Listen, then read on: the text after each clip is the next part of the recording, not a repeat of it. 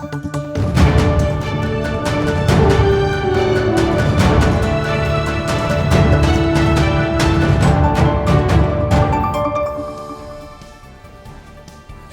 warga Jakarta, bersama saya Anton Haryadi, program Berita Jakarta hari ini kembali hadir menjumpai Anda. Senin 15 Desember 2025 menghadirkan berita pilihan dan informasi terbaru untuk Anda.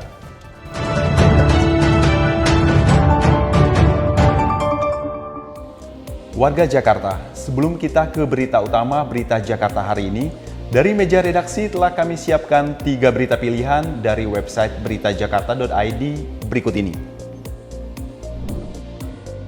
Dinas PPAPP DKI Jakarta bekerjasama dengan Grab Indonesia dan Yayasan Benih Baik menyediakan layanan transportasi aman bagi perempuan dan anak korban kekerasan. Tim Dinas PPAPP DKI Jakarta dapat memesan layanan transportasi Grab untuk mendukung mobilitas dan proses pemulihan korban secara cepat dan aman. Kolaborasi ini merupakan komitmen Pemprov DKI Jakarta untuk memperkuat ekosistem perlindungan berbasis teknologi. Satpol PP DKI Jakarta menertibkan bangunan reklame berukuran besar di Jalan Lodan Raya, Jakarta Utara. Tindakan ini dilakukan sebagai langkah preventif karena konstruksi yang tidak layak dapat membahayakan keselamatan warga, terutama saat cuaca ekstrim. Satpol PP telah menjadwalkan penertiban 8 titik reklame berbahaya lainnya di seluruh Jakarta pada Desember ini.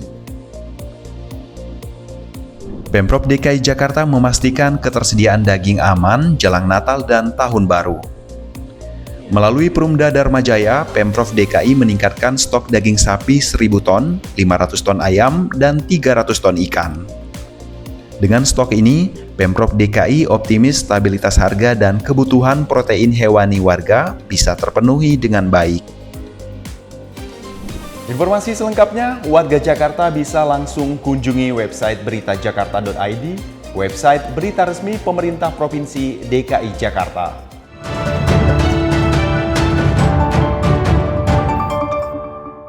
Kita beralih ke berita pertama Berita Jakarta hari ini. Untuk memastikan keamanan bagi warganya, pemerintah Provinsi DKI Jakarta memangkas ribuan pohon sepanjang tahun 2025. Meski demikian, Pemprov DKI Jakarta akan tetap bertanggung jawab agar insiden pohon tumbang tidak kembali terulang. Peringatan dini Badan Meteorologi dan Geofisika atau BMKG terkait anomali cuaca ekstrim akibat siklon tropis juga berdampak pada kondisi cuaca di Kota Jakarta. Gubernur DKI Jakarta Pramono Anung mengungkapkan, pemerintah Provinsi DKI Jakarta telah membuat mitigasi bencana hidrometeorologi. Tidak hanya menyiagakan pompa-pompa air, tetapi juga melakukan perapihan pohon untuk mengantisipasi angin kencang yang bisa menyebabkan pohon tumbang. Jadi untuk pohon tumbang termasuk yang di Jakarta Pusat, sebenarnya saya sudah memerintahkan sudah hampir 65.000 pohon itu dirapiin. Problemnya yang pohon tinggi sekali dan kebanyakan ini sudah puluhan tahun. Dan itulah pohon yang kemudian, mohon maaf banget, gak boleh diutak-utik termasuk saya. Kenapa? Itulah yang menampakkan Jakarta rindang, hijau.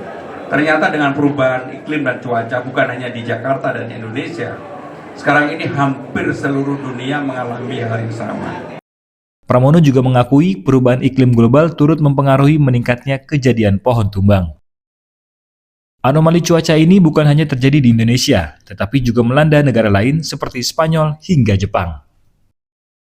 Pemprov DKI mengimbau masyarakat untuk selalu waspada, terutama saat terjadi angin kencang dan hujan deras. Tim Berita Jakarta melaporkan. Kita beralih ke berita selanjutnya. Gubernur DKI Jakarta Pramono Anung resmi membuka kompetisi Jakarta Festive Wonders 2025. Ada 101 pusat perbelanjaan dan 300 hotel ikut dalam diskon terbesar jelang Natal dan Tahun Baru ini. Jakarta Festive Wonders adalah lomba kemeriahan Natal dan Tahun Baru yang melibatkan pusat perbelanjaan dan hotel. Gubernur DKI Jakarta Pramono Anung menjelaskan kompetisi ini untuk memberikan kenyamanan bagi masyarakat dalam menyambut Natal dan libur tahun baru tanpa perlu berpergian ke luar negeri. Karena di sini akan ada pesta diskon di perbelanjaan yang akan ikut kurang lebih 101 perbelanjaan dan 300 hotel. Dengan lomba-lomba ini akan mengakibatkan digitalisasi juga naik secara signifikan. Untuk meningkatkan daya tarik peserta, Pemprov DKI akan memberikan insentif perpajakan khusus bagi pemenang yang menawarkan diskon terbesar.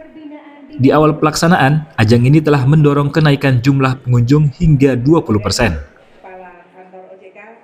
Selain itu, kompetisi ini juga dijadikan momentum untuk mendorong penggunaan pembayaran digital melalui KRIS. Tidak hanya membahagiakan warganya, kegiatan ini juga upaya Pemprov DKI Jakarta menjaga stabilitas inflasi untuk menciptakan pertumbuhan ekonomi yang baik. Tim Berita Jakarta melaporkan.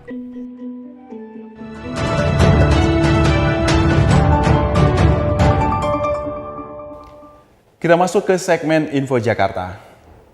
Dinas Perhubungan DKI Jakarta menambah 13 unit bus sekolah baru ramah disabilitas. Penambahan ini membuat total armada bus sekolah sejenis mencapai 18 unit. Bus sekolah dilengkapi dengan fasilitas khusus seperti hidrolik, guiding block, hingga pemandu suara. Langkah ini dapat mengoptimalkan mobilitas siswa-siswi disabilitas agar aman dan nyaman.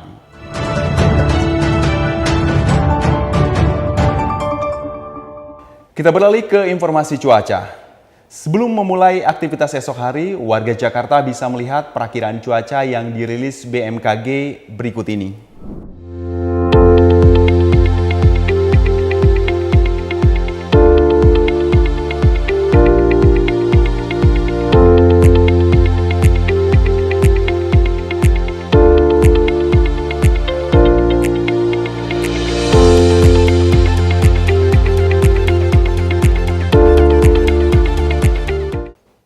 Masyarakat diimbau tetap waspada terhadap perubahan cuaca.